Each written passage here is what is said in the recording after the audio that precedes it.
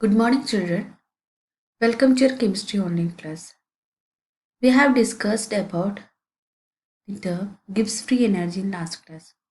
Gibbs free energy is denoted by the letter delta G. It is the energy associated with a chemical reaction that can be used to do work.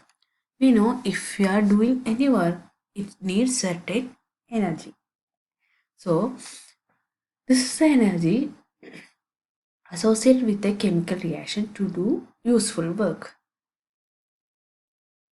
It is calculated for a reaction and the spontaneity of the reaction can be determined. If we calculate delta G, we can understand the spontaneity of the reaction. Delta G must be negative for a spontaneous process. It is given by the formula delta G is equal to delta H minus T delta S.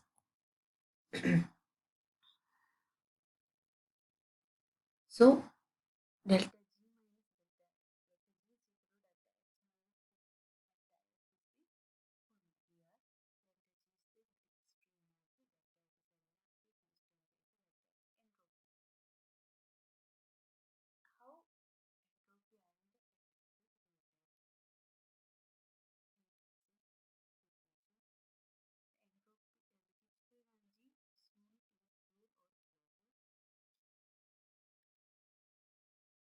Gibbs free energy is the energy that is available to do useful work.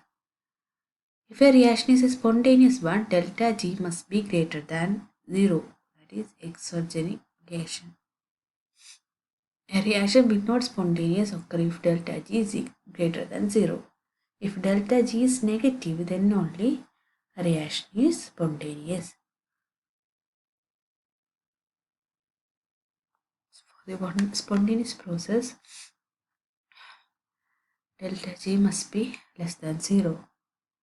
So delta G is the net energy available to do useful work, and thus is measured to do useful work, and thus the measure of free energy. So thus Gibbs free energy changes.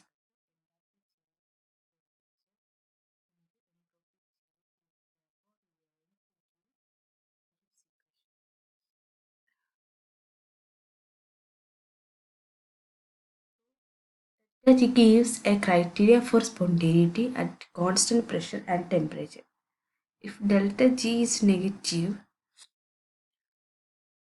the process is spontaneous. If delta G is positive, the process is non-spontaneous.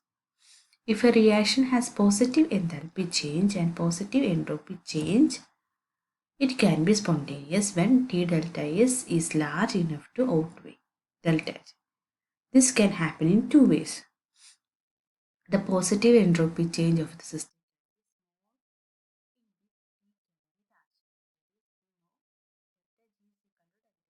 T delta S, where entropy must be at least 1, T will be small.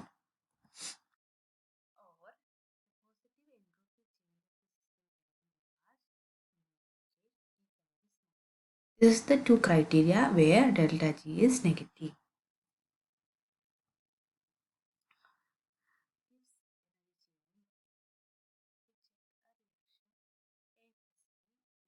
Is C plus D.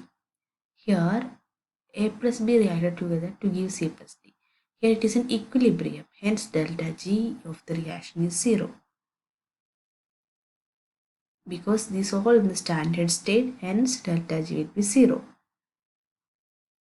It's equal.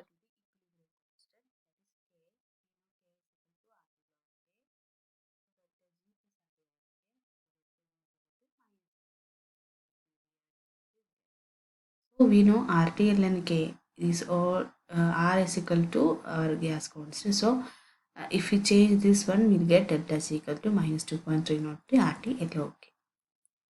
In case of endothermic reaction, heat evolved will be large and positive, whereas in case of exothermic reaction, the heat evolved will be small and negative. In the case of endothermic reaction, we know it is heat evolving reaction. So heat evolved will be large. So we can calculate it as a positive. For exothermic reaction, heat evolved will be small and negative. Therefore, depending upon the temperature and other factors like internal energy, entropy change, and rate of kinetic diffusion, the entropy change is determined. It is possible to estimate the value of delta G from this measurement of delta H and delta. If we know delta H and delta S, we can calculate delta G.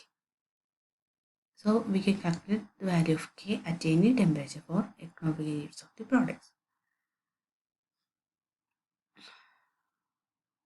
If we know delta K, we can calculate the, if we know the K, we can calculate the delta G at any other temperature.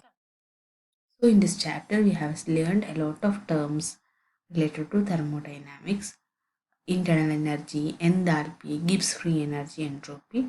These all are very important. So children, all the best for your examination. We have successfully completed our whole chapter. If you have any doubts, we can clarify it in further classes. Thank you so much.